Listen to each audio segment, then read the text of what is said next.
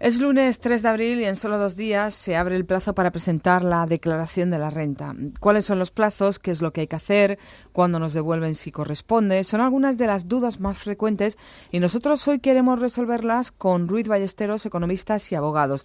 Con nosotros está su máximo responsable, Jesús Ruiz Ballesteros. Bienvenido a la cadena SER, ¿qué tal? Hola, buenos días.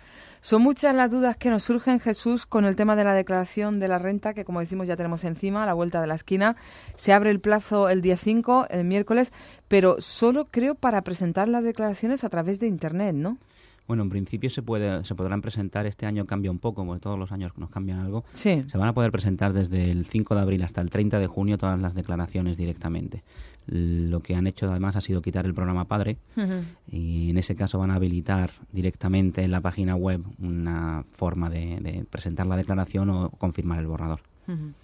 Y se va a poder hacer, como bien dices, a través de Internet todo hasta el mismo 30 de junio, ¿no? Hasta el mismo 30 de junio. Lo único que para domiciliar el pago hay que hacerlo hasta el 25 de junio. Si te sale a pagar, si te sale a devolver, la puedes hacer hasta el 30 de junio. Bueno, igualmente puedes hacerla a pagar, aunque te salga a pagar, hasta el 30 de junio, pero en ese caso, si la haces del 26 al 30, tendrás que solicitar un NRC en el banco.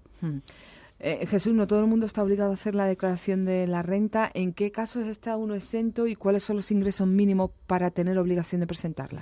Bueno, hay varios supuestos. El más habitual es el de los rendimientos del trabajo inferiores a 22.000 euros cuando provienen de un solo pagador.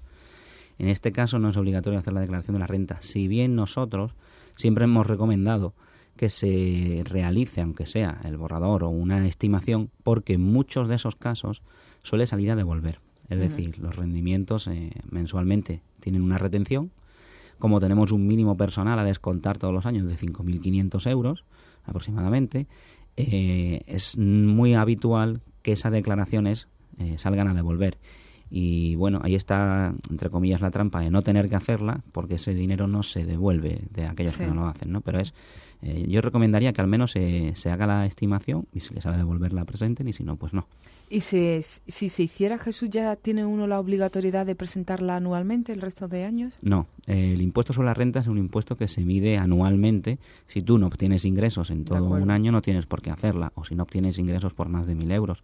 O si, hay otro caso que es el supuesto en el que tengas dos pagadores y el inferior sea superior a esos 1.000 euros. En ese caso sí tendrías obligación, aunque no lleguen a los 22.000 euros, ¿no?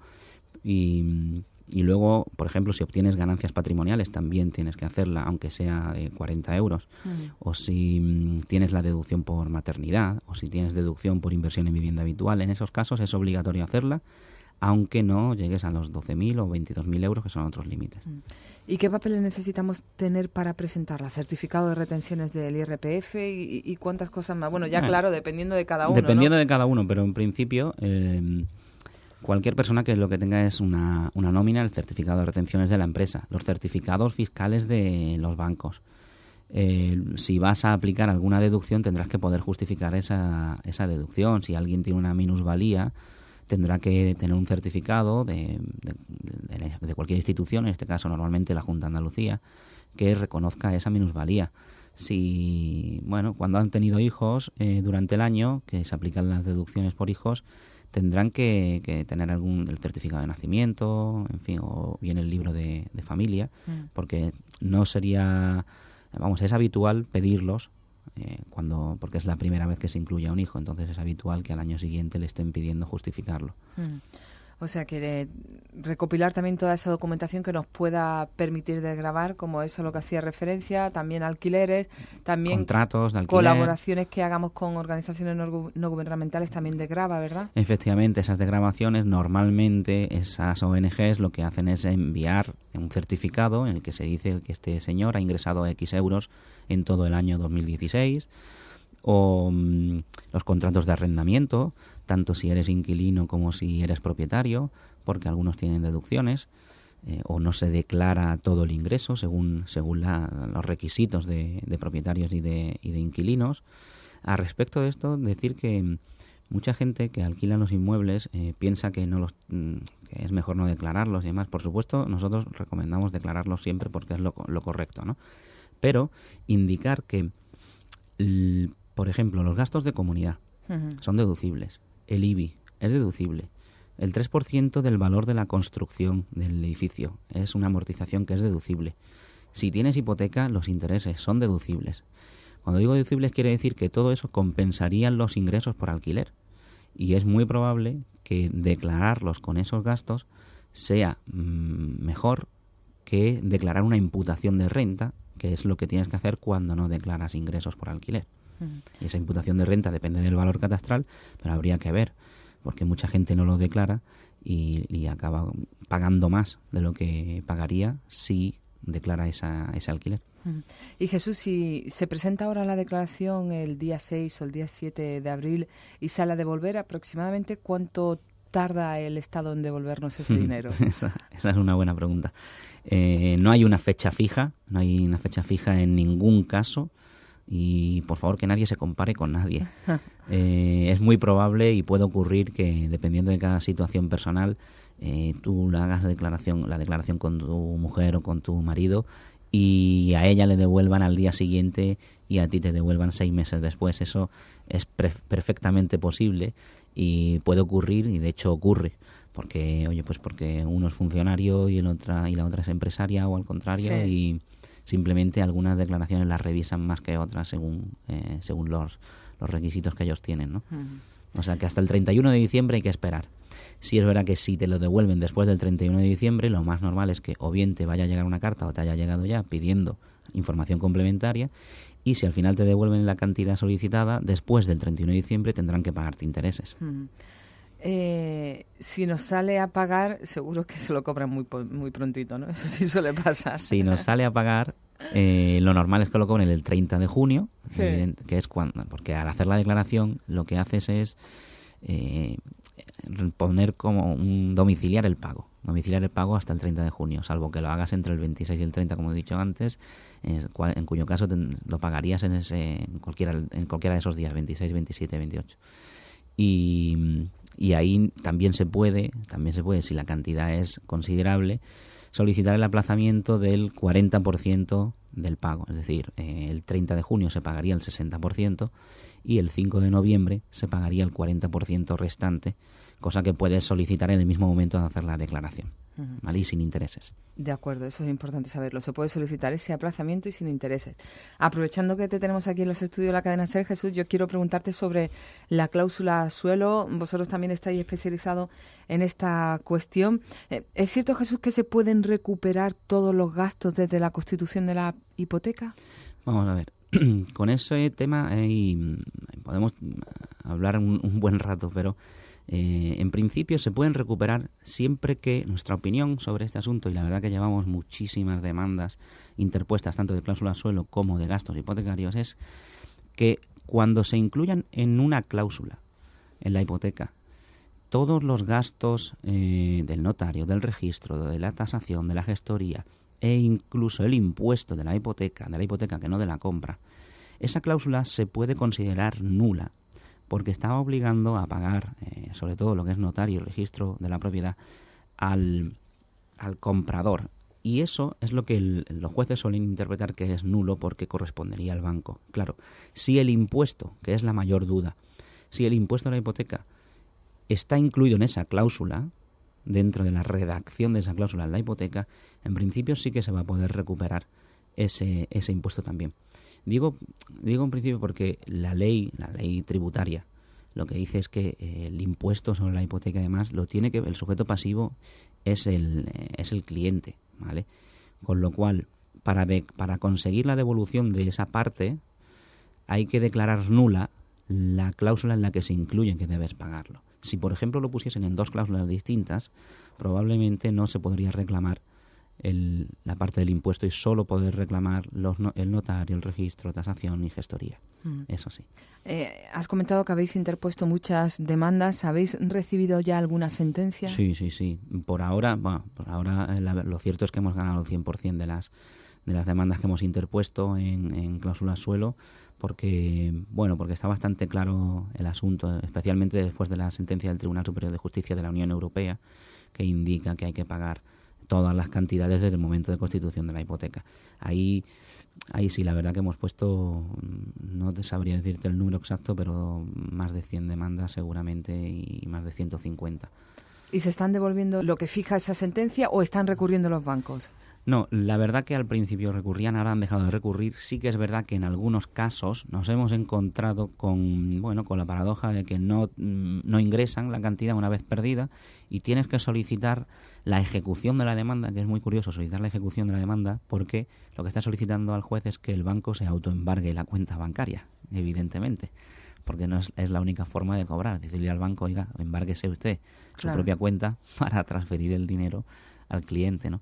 Y son casos curiosos, pero bueno. Con respecto a las cláusulas suelo, hay un par de cosas interesantes, ¿no? Interesantes. Una es que las costas, cuando se consigue y se condenan costas al banco, lo correcto, tributariamente hablando, sería declararlas como ganancia patrimonial. Ojo a lo que he dicho, porque es algo que en principio perjudica al declarante, ¿no? Es decir, cuando pagamos al abogado de motu propio, Hacienda lo considera como consumo y por tanto no es un gasto deducible, no es una pérdida patrimonial. Sin embargo, las costas procesales las considera como una ganancia patrimonial y eso deberían incluirse en la declaración de la renta. Y el segundo punto importante es que si consigues que te devuelvan las cantidades y tú has tenido en el pasado deducciones por inversión en vivienda habitual y te las has tomado, lo normal es que hayas deducido más de lo que deberías haber deducido porque has estado pagando más. Claro, si te lo devuelven, deberías realizar declaraciones correctoras de las antiguas y para evitar eso, lo que se hace es decirle al banco, descuéntemelo usted de lo que me resta de hipoteca.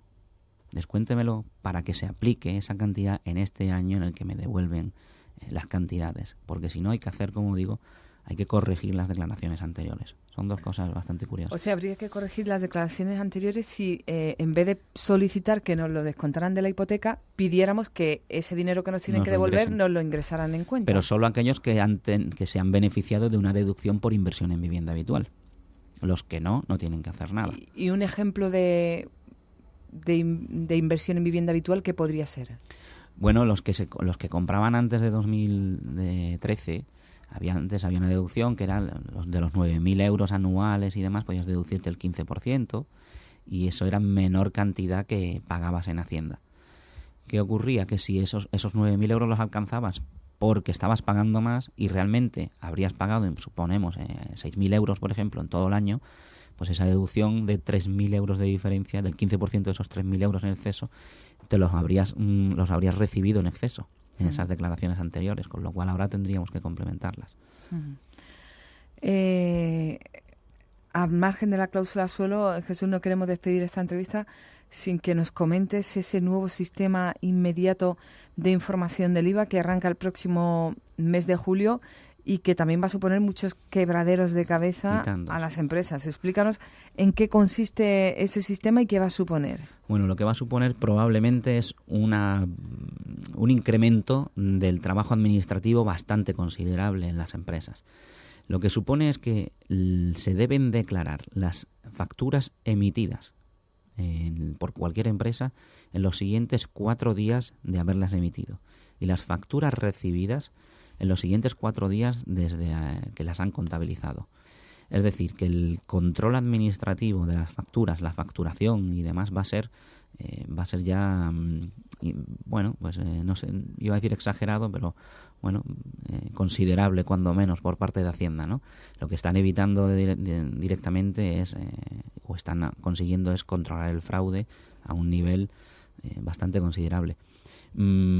A partir del 1 de julio están obligadas todas las empresas que sean grandes empresas en el IVA, que son las que facturan más de 6 millones de euros, aquellos que sean grupo de sociedades en el impuesto sobre el valor añadido o aquellos que estén registrados en el REDEME, que es el registro de devolución mensual. Y en este sistema del REDEME hay bastantes empresas, aunque no sean grandes empresas. Hacienda va a habilitar en el mes de mayo un sistema extraordinario para poder salir del registro de devolución mensual aquellas empresas que están ahora mismo y no quieran entrar en el SII, en el Sistema Inmediato de Información. Lo podrán hacer durante el mes de mayo.